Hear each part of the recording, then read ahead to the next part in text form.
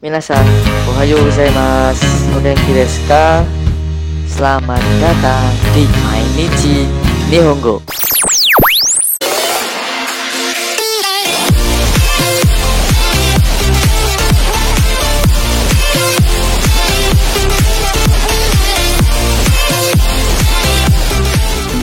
Minasan, pembahasan kali ini akan membahas tentang penggunaan hiragana, katakana, dan kanji.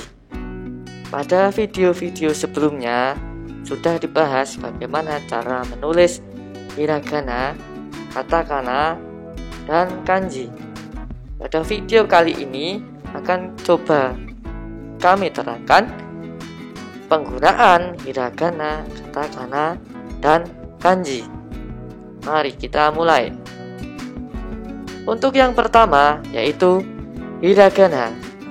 Hiragana itu untuk apa ya? Mari kita jelaskan satu persatu. Hiragana yang kita tahu adalah hiragana basic kombinasi maru, teng-teng, dan juga hiragana dengan dua kombinasi huruf hiragana. Penggunaannya adalah sebagai berikut. Penggunaan hiragana yaitu 1. Sebagai pengganti huruf kanji. Pengganti huruf kanji itu bagaimana? Karena huruf kanji itu kita tahu ya, memang sulit. Jadi kalau bagi yang baru pertama belajar itu tentu tidak mungkin menghafal kanji.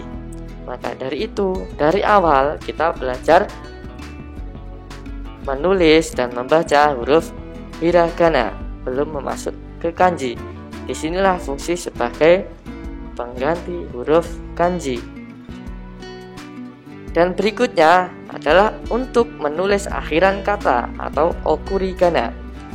Okurigana itu adalah kanji, itu kadang ada yang bisa sendiri, ada juga yang tidak, harus bergandengan dengan hiragana.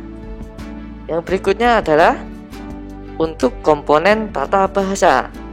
Komponen tata bahasa itu untuk menyambungkan kalimat ataupun juga mana yang menjadi subjek, predikat, dan objek, itu juga menggunakan hiragana. Berikutnya untuk tanda baca kanji atau furigana. Furigana adalah tulisan huruf hiragana yang ada di atas huruf kanji, dan itu sedikit kecil, bisa dikatakan kecil di atas kanji. Itulah furigana. Ini semua hanya sebagai pengetahuan saja, jadi kita nggak harus berpikir macam-macam tentang ini digunakan hiragana, tidak usah. Yang penting kita tahu saja untuk penggunaannya. Oke, kita bahas satu persatu. Di sini hiragana sebagai pengganti huruf kanji, yaitu ada misalkan arigato. Arigato yaitu terima kasih. Karena arigato juga tidak ada kanjinya, makanya tulisnya pakai hiragana yaitu arigato, terima kasih. Contoh berikutnya adalah ohayo gozaimasu. Ohayo gozaimasu yaitu selamat pagi. Nihon atau Jepang. Nihon itu ada kanjinya sendiri, tapi kalau kita nulis dengan hiragana menjadi Nihon, Jepang. Dan gakko. Gakko yang berarti sekolahan. Disinilah hiragana sebagai pengganti huruf kanji. Untuk yang berikutnya adalah hiragana untuk menulis akhiran kata atau okurigana. Contohnya okuru. Jadi okuru di situ adalah kanjinya bacanya oku dengan ru yang bertanda kuning. Di situ hiragana sebagai akhiran kata yaitu okuru, mengirim. Ada juga atsui. panas. Dan juga taberu atau makan. Serta ada samui, dingin. Ini hanya beberapa contoh saja. Mari kita lanjutkan ke berikutnya, yaitu hiragana untuk komponen tata bahasa. Contohnya adalah watashi wa nihon ga suki desu. Jadi kanji di situ bacanya adalah watashi wa yang huruf yang bertanda kuning itu adalah hiragana sebagai komponen tata bahasa. Nihon ga juga menjadi komponen tata bahasa. Suki desu, yang saya suka negara Jepang. Itu untuk hiragana komponen tata bahasa. Yang berikutnya adalah hiragana untuk tanda baca kanji atau yang sering disebut dengan furigana.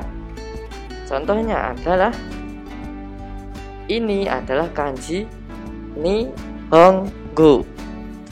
Di atas ada katakana yang berbunyi Nihongo, yang berarti bahasa Jepang. Kalau tadi adalah penggunaan hiragana, sekarang kita masuk ke penggunaan katakana. Jadi katakana itu buat apa ya? Kenapa kok harus ada katakana? Terus saat kapan kita harus memakai hiragana atau dengan katakana? Mari kita bahas satu persatu. Yang kita tahu katakana basic juga ada 46, yaitu A, I, U, E, O, dan seterusnya. Penggunaan katakana yang pertama adalah untuk nama orang dari luar Jepang. Nama orang dari luar Jepang itu kalau di Jepang ditulis menggunakan katakana. Misalkan kita yang dari orang Indonesia, nggak mungkin dong kita tulis pakai huruf kanji, maka kita pakai katakana. Berikutnya adalah kata serapan dari bahasa Inggris. Kata serapan dari bahasa Inggris, jadi bukan dari bahasa Prancis, Spanyol, Indonesia, tetapi dari bahasa dunia, yaitu bahasa Inggris. Mari kita bahas satu persatu. Katakana untuk penulisan nama. Misalkan di situ contohnya adalah Doni, Agusu, Agus, dan juga Afumadu, Ahmad. Itu hanya beberapa contoh saja. Dan berikutnya adalah katakana untuk serapan dari bahasa Inggris. Contohnya adalah doa atau pintu. Bahasa Inggrisnya apa pintu? Door, tapi menjadi doa. Berikutnya adalah kohi. Kohi yang berarti kopi. Kalau dalam bahasa Inggris adalah coffee. Dan miruku yang berarti susu, atau dalam bahasa Inggris adalah milk. Karena milk, L dan K tidak ada dalam bahasa Jepang, maka bunyinya menjadi miruku, milk atau susu. Berikut adalah katakana untuk serapan bahasa Inggris. Setelah katakana masih ada satu huruf, yaitu kanji. Kanji itu ada banyak sekali, dan kanji juga digunakan di setiap kehidupan warga Jepang. ada beberapa contoh kanji di sini. Gakusei, Nihon, Kako, Kaka, Nihongo, Samurai, Yume, Ai, Nihonjin, dan kanji. Di situ adalah beberapa contoh dari huruf kanji. Huruf kanji pun ada tata cara penulisannya. Mungkin kita bisa sering lihat, kita juga akan hafal. Kanji itu banyak digunakan di seluruh Jepang, di kehidupan sehari-hari ataupun yang lainnya. Dimanapun kanji pasti ada. Dan juga banyak yang menganggap kanji itu adalah huruf yang sulit. Memang sulit karena jumlahnya yang begitu banyak. Tetapi kita tidak boleh menganggap kanji sulit. Jadikanlah kanji sebagai suatu hal yang menarik. Maka kita bisa cepat mengerti kanji atau bisa cepat hafal. Jadi di situ adalah fungsi huruf kanji. Sampai di sini penjelasan dari penggunaan hiragana, katakana, dan kanji sudah selesai. Jadi tetap semangat berlatih. Minasan ganbatte kudasai.